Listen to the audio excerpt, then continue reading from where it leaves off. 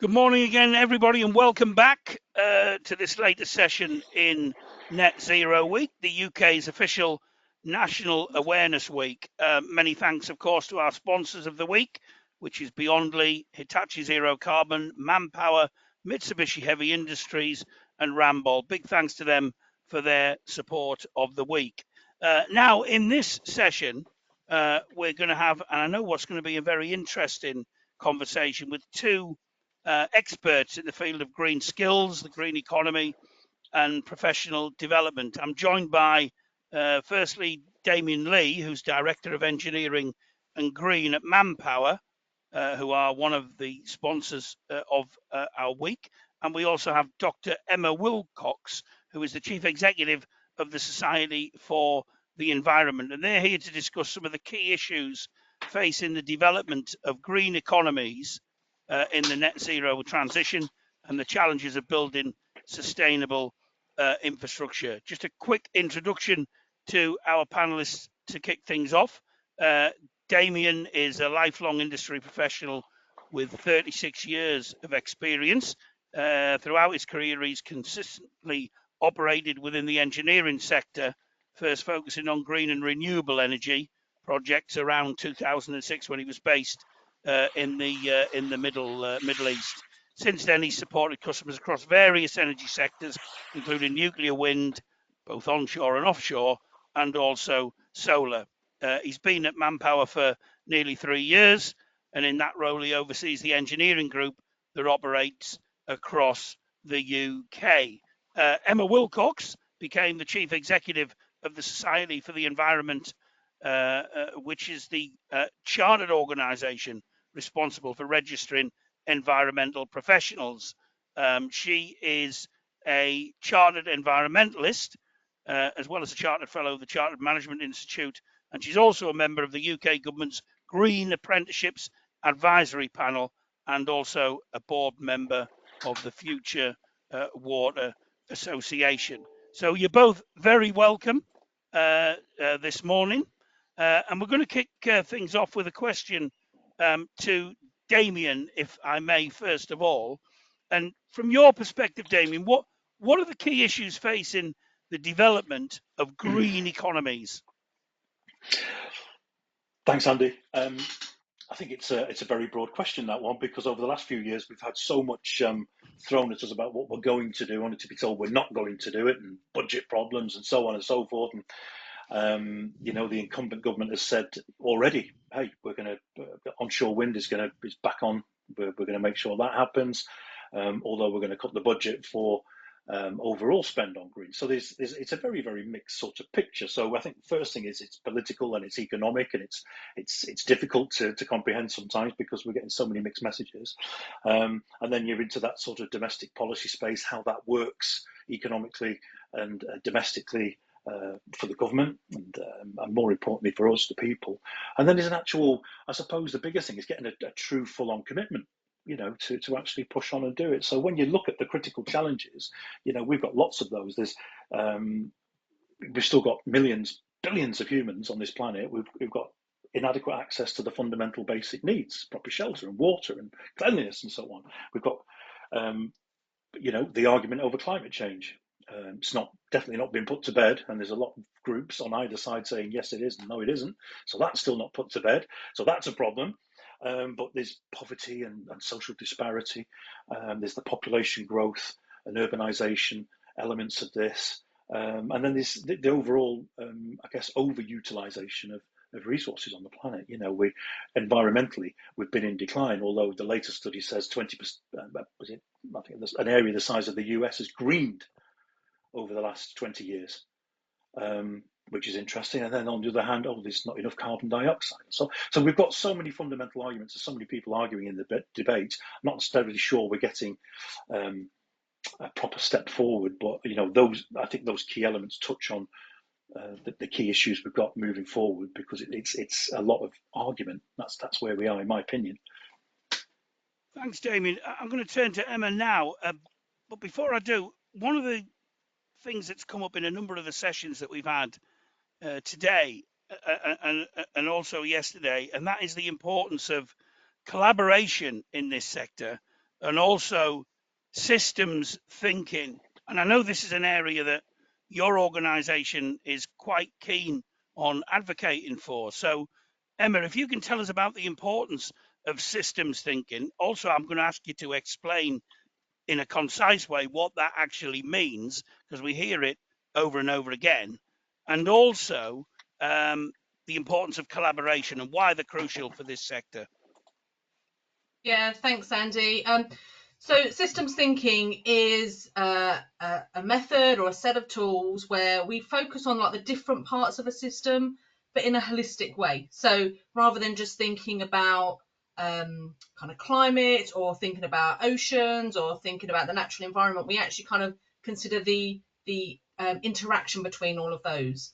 But you could do it with other systems. So if we think about the kind of the planet, of course, there's lots of environmental systems, but we as the human race kind of inhabit that planet, and there's lots of systems around that. So whether we're talking about kind of policy or business or economics or whatever, and Daniel's just talked a lot about like those kind of arguments and disagreements, and lots of those things come about because we're focusing on a particular element. We're not actually thinking about this in the whole and in the round. So that's why systems thinking and getting all of those voices together and working in a collaborative way is so important.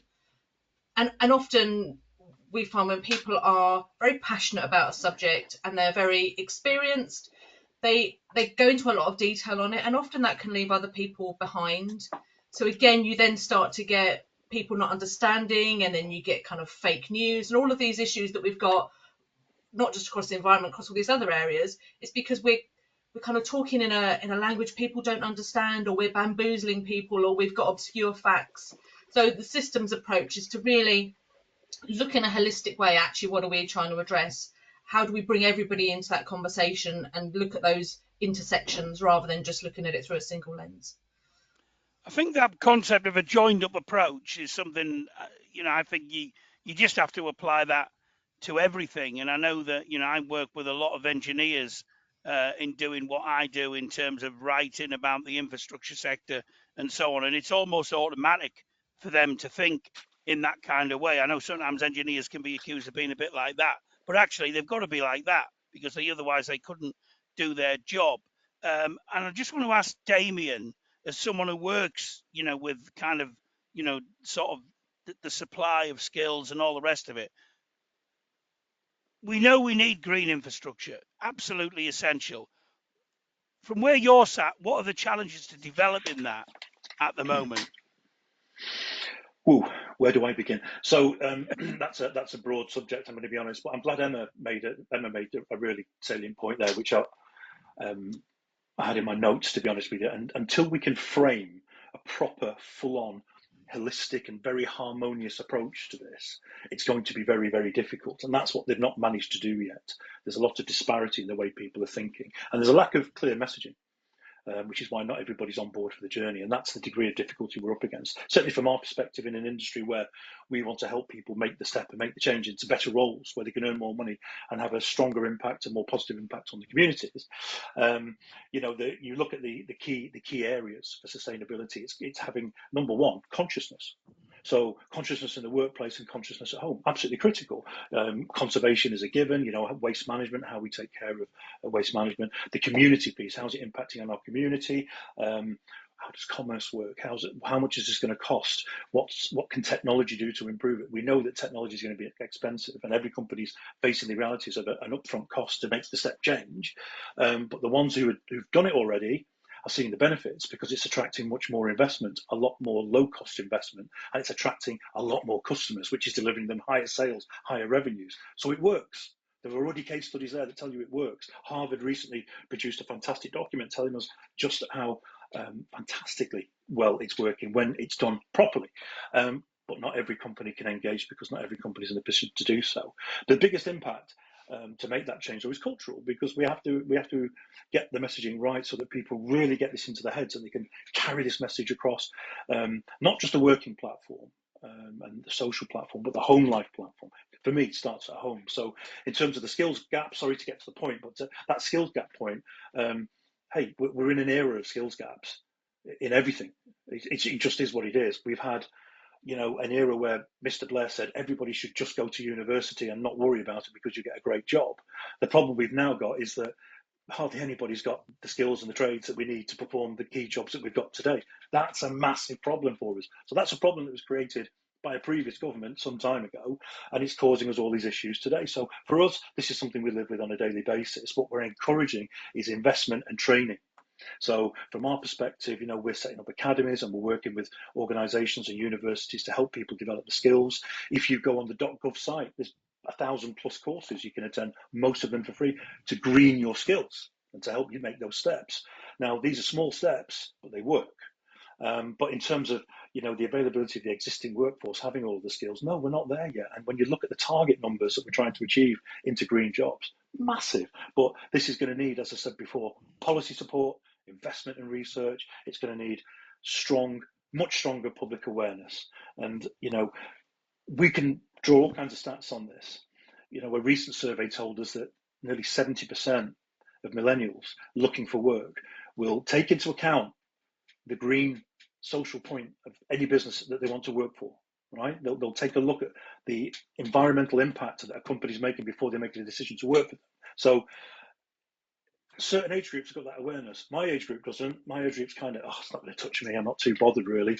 But these newer age groups are aware, but they need help and they need investment and they need training and they need coaching. So, but that's all going to come from government, and hopefully, the next 4 or 5 years we'll see that. Just coming off the back of that, Emma, I mean, given that the green economy and sustainability skills should be powering the company going forward, I mean, you'd hope that would be a given. Would you like to see government do more to encourage this sector going forward? And if so, what? Yeah, I mean, of course I would. Just kind of building on Damien's point there. So as the UK, we've got a really highly qualified workforce. About 42% of the population are educated to degree level, but we've got a missing middle. So only 10% of adults in the UK have got a level 4 or 5 qualification. That's those technical skills that Damien was just talking about, very kind of engineering, practical manufacturing, hands-on skills. And if you compare that to Germany, that's 20% and 34% in Canada. So if you then start to think about the jobs and that we need to do in order to move to a kind of clean energy system or to address some of the other issues we had, they are those very practical, technical, hands-on jobs. They're things like welding, it's like electrical connections, it's project management. So we've got to really focus on that kind of technical part. And there are some fantastic jobs and opportunities in there. If you think back, just not so many years ago, with a focus on apprenticeships and people coming out into HNDs, it's very much a focus on technical education. So we need to very much put our attention on that. Of course, the government have got a role to play in that. We'll cut them some slack today, since they've only been in the job for 3 days. But there are some things in the Labour manifesto around focusing on technical education, focusing on high quality apprenticeships, and they're the really important building blocks that we need. Having said that, employers have also got a role to play in this and educating their workforce and bringing people into apprenticeships, other programs to develop their workforce as well. So I don't think it's all on government. I think it's on employers, but also on individuals as well, to think about actually what careers are out there, what do I want to do? If I'm really passionate about the environment, how can I be part of the solution by dedicating my career to this work as well? I think it's interesting you mentioned there about technical education. As we're sat here now, I know there's a conversation taking place between the Prime Minister, the Deputy Prime Minister and the regional mayors. And I know that some of the regional mayors, particularly the one in Manchester, but I think there's others as well, are very keen to develop their technical education sectors, which I think would fit in quite nicely with what we're talking about here. And just going to Damien, coming off the back of all of that, one of the barriers to entry into the renewable energy sector is a requirement for, I suppose, prior experience or specific green skills. And given that research suggests that over 80% of workers transitioning into that sector need relevant experience, what's happening to basically enable those people to be able to come into the sector and do what needs to be done?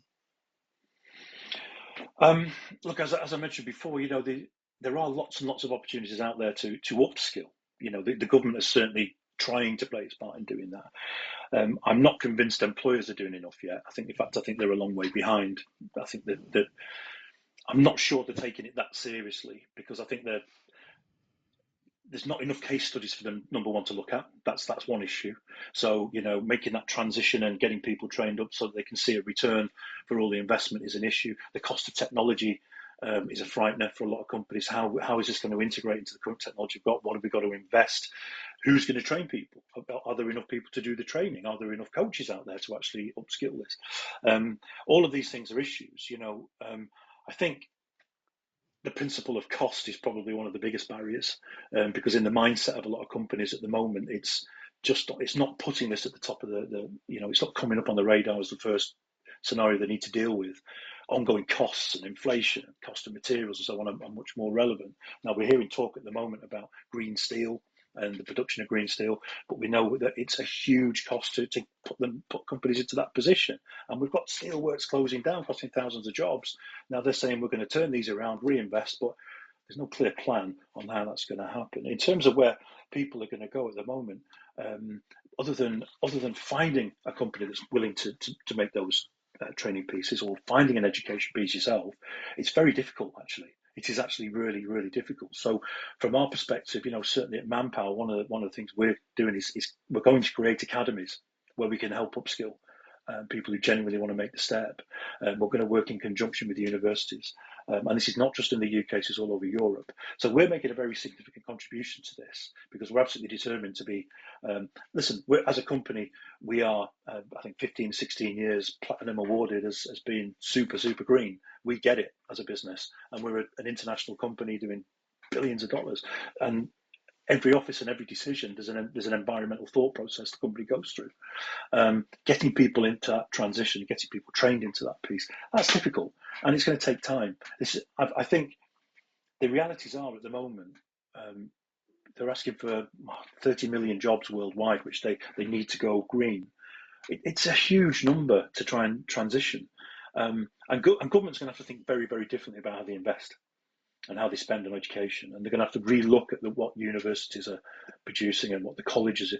You know, should we be now going to systems like, I think it's in Poland, where there's a split off, so you can go the academic route with a university, or you can go to that sort of trade route and pick up a great skill. Because if you look at the salaries today for people going into trades, they are far outweighing the salaries people coming out of university are getting. Let's be honest, unfortunately, a lot of well-educated kids are coming out with a super degree and no job, whereas kids coming out with an electronics degree, bang, straight into a job, 30,000, 35,000 a year, first job. So that's the difference. It's that mindset piece, and but again, I've got to refer back to, this is about people wanting to do this as well. And I think there's a lot of this comes down to that social consciousness and social awareness of where we need to be. I think that's definitely Can I just build on that, Andy? Yeah. I was going to bring you in anyway, but yeah, go on. We've got some research which often shows that people don't understand what a green job is. So you say to people, what's a green job? And they don't really know. And then you say, okay, so this is the kind of jobs and skills we need for the kind of transition. Do you want to do that? No, that's not what I want to do. So there's a big issue with awareness. There's a big issue with kind of regional disparity as well. So where jobs are going to disappear from kind of old fossil fuel technologies, we need to make sure that we're putting new jobs into those areas. And actually, some of those new technologies like battery plants or wind turbine manufacture are in different parts of the country. So there's a kind of those regional issues as well. But just kind of building on Damien's point on employers, first of all, I think we need to be really mindful that employers have not had certainty, and there's been lots of changes in government policy. And if you want someone to make a big investment as a business, they need that certainty and they need that sense of direction to invest for the next kind of 2, 3, 5, 10 years. So that's really important. But the flip side, I often think that employers are reluctant to take unqualified people or younger people. They want kind of an oven-ready person who they can just drop into a job. And actually, we need employers to really think hard about how they grow their own workforce. And if they're a large company, overgrow their workforce in terms of helping out their supply chains and those smaller businesses as well. And that has to be something that we all kind of work on together. Just want to turn to some practical questions in the question, and I'll start off with this one with you, Emma, but then flick it over to Damien. There's a question from Olivia Bell in the chat, and she says, as a student environmental civil engineer in my final year, I find that companies aren't interested in hiring graduates in a sustainable environmental role and more of a structural technical suited position. Do you think employers should be looking after this? What's your view on that, Emma, to give some encouragement to Olivia with her question? Yeah, hi Olivia. I do, and please kind of reach out to me, and there may be employers that we can direct you to who may be able to help.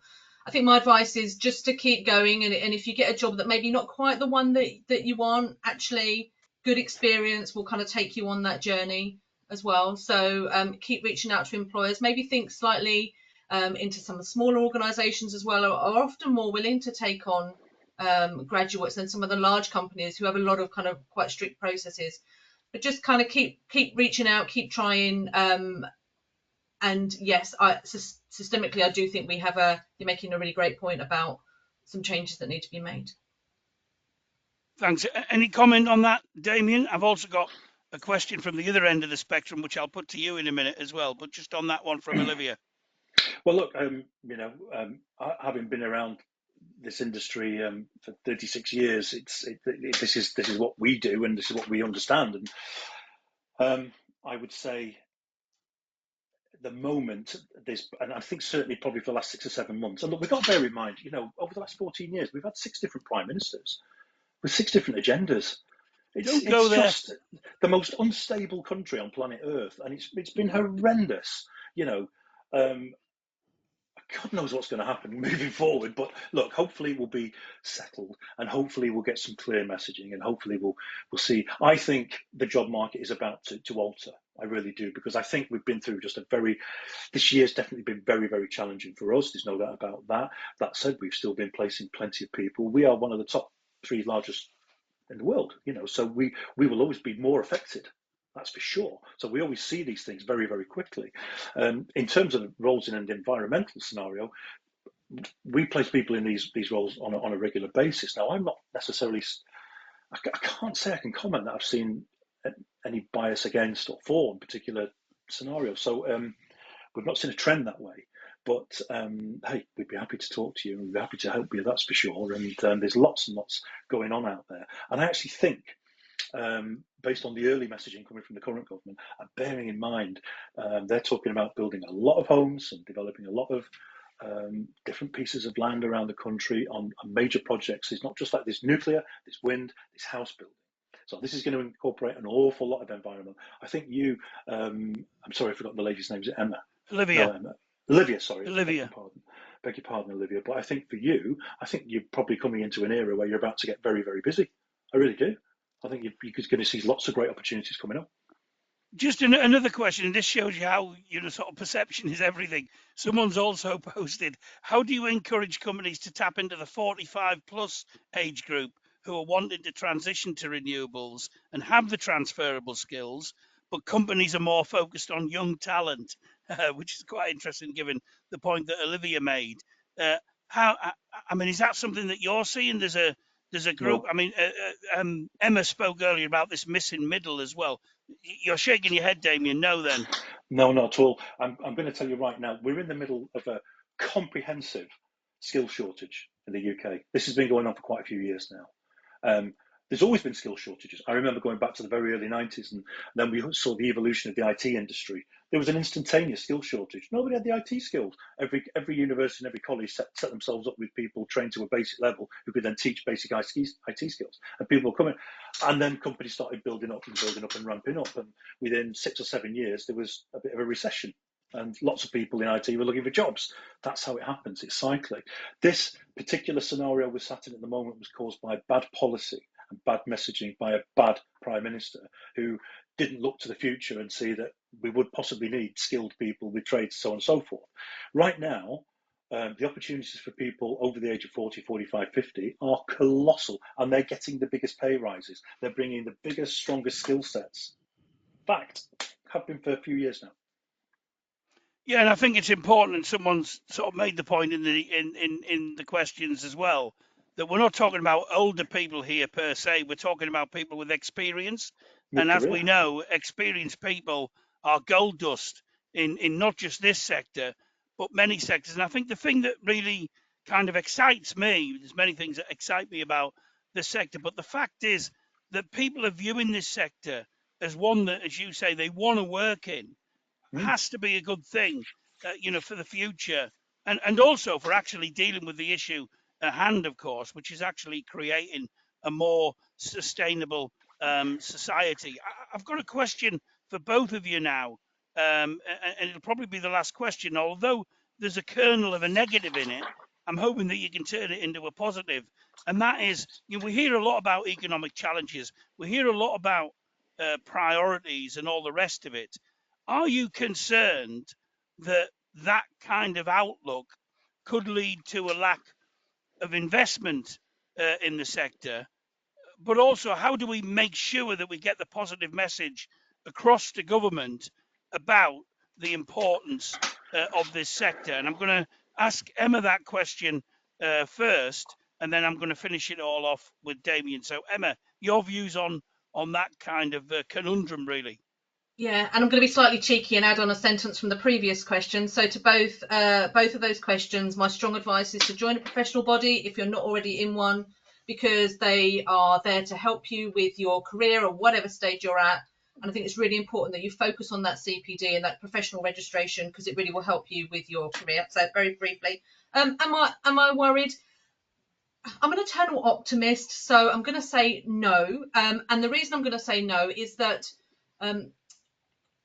transition to net zero or clean energy, or however you want to describe it, that environmental transition, there are a huge amount of opportunities in that. There are a huge amount of potential jobs in that, and there's a huge amount of growth, just the right kind of sustainable growth. So I think there's real opportunities for employers. I think there's real opportunities for new companies to be formed. I think there's real opportunities for individuals. And if we kind of grasp it in that way and kind of move forward, then I genuinely think that this isn't a kind of financial drain on the country. There are real opportunities for us to do what we do really well as well, which is kind of innovation, development of new technologies, sharing that with others, and work in a really collaborative way. So I'm going to be positive and say no. Thanks, Emma. Damien. I was just going to say on the back of this, because it's been a really interesting point, but the jobs market for the green sector has shown incredible resilience over the last year. Roughly about 3% of jobs advertised last year were green jobs in the UK, and that's around 250,000 jobs. So it's there. There's an awareness with certainly enough, to make a difference. But when you look at the actual stats around it, and we picked up some surveys recently that we thought we'd test the market to see what was going on. But around 60% of UK professionals, people in work, believe that businesses are completely unprepared for the transition because they just can't see it or detect it in the places they work. 80% of young people think it's extremely important to work for a company that's doing something towards tackling climate change. So they understand the environment, the impact, and so on and so forth, and they're quite passionate about it. Now that's this younger generation, the new generation coming through. They're deeply entwined in that. In the same way, they're deeply entwined in not drinking alcohol and smoking and so on and so on. They're very conscious. Very different, very switched on group, and we've got to be aware of this. But also, 66% of employees weren't aware that the company had any environmental accreditation. So there's an issue there. Most of the people who work for companies don't even know whether they're green or not, right? But for me, the big piece, and I've said it 2 or 3 times already, until the government gets the messaging right, until it gets it clear and sends out a very clear message to everybody that this is the path we're taking, this is what we're going to do, and this is what we're going to spend, this is what's going to produce, this is how many jobs it's going to do, this is going to be the impact on your job and how much more you're going to earn, this is the impact it will have on local communities, because that's what people care about right now, because councils will have more money, so on and so on and so on and so on. It's not going to change. So those are all the key things, but I think it all starts with government, and I think they've got an amazing opportunity now to really put the hand in the wallet and go, right, we're going to do this, we're going to make the changes, we're going to create the jobs, we're going to back this, support it, and change the communities. Thanks, and I'm going to throw an extra question in, a bonus question, because partly because of what you said, I think you're right to highlight the importance of government, But as someone who's been involved in talking to government, lobbying government, advocating for the sector for many, many years, I think it's also incumbent on the industry to actually play its part as well. And I'm going to ask you both, should we be doing more as an industry, given the fact that we feel we're in a kind of a receptive moment, the government's in, the new government's in listening mode and all the rest of it. Should we be doing more as an industry to get that positive message across about the sector and about its potential to government and the relevant government departments? And I'll start with you, Emma, and then we'll definitely finish with Damien. Yes, absolutely. I think in this country we're very good at talking ourselves down, and I think we've got a huge amount of opportunities. We need to grasp them. And right back where I started, this is a collaboration in the system. We need industry and government working together. And finally, Damien. Yeah, it's got to be proactive. It's got to be government proactive. It's got to be organisations getting proactive. They've got to meet the challenges that this workforce wants to come and join them with. The next 10 years is going to be very, very different. That is for sure. Really, really different. But this is about getting the grants right, getting initiatives right, encouraging upskilling, championing apprenticeships, publicising what they're doing. Constantly getting that messaging out, because there's not enough. When did you last put the TV on? We're talking about this. The government should be talking about this all the time. But that upskilling and training piece has got to be pushed and driven, and they've got to be very, very, very transparent about what best practice looks like in green, and what that's going to do and what that's going to change. And a lot to do. It's a massive. I mean, I can't remember the name of the person who's got the portfolio for this, but they're going to be busy. They're going to be really busy. But I think it starts with the messaging piece, and that's where the government's got to get that right. Thanks very much. I mean, just to answer that last question, I mean, I think there's a number of ministers involved. Obviously, in terms of the core area of the environment, it's Ed Miliband. I actually interviewed Ed Miliband about 2 months ago, and he seemed very optimistic about the future. He's someone who's passionate about this area, so I would hope, provided that that the industry keeps the pressure on him and on the government, that they will find a way to actually develop the sector in the way that it needs to be developed. We've discussed a lot of things in this session, the importance of systems thinking, that joined up approach that's so necessary to success in this particular area, collaboration as well, and also providing the sector with the tools it needs, the training it needs to actually build those skills that are so vital to the future of our nation. We could have gone on for a lot longer, I'm sure, but unfortunately time has defeated us. I just want to thank our two panelists, Damien Lee from Manpower and Dr. Emma Wilcox from the Society for the Environment. As I say, we're out of time, but we will be back again tomorrow morning with our special day on the issue of places during Net Zero Week, where we'll kick things off with a discussion on the drive towards net zero, innovations in climate action, and retrofitting initiatives. So I know there's going to be further conversation there. And again, both areas that are so heavily dependent on the skills questions that we've been discussing here this morning. But thanks again to Emma and to Damien for their time, and thanks to you guys for listening and watching this instalment of Net Zero Week. Thanks a lot, and we'll see you again tomorrow. Goodbye. Thank you. Thank you. Bye. Bye-bye.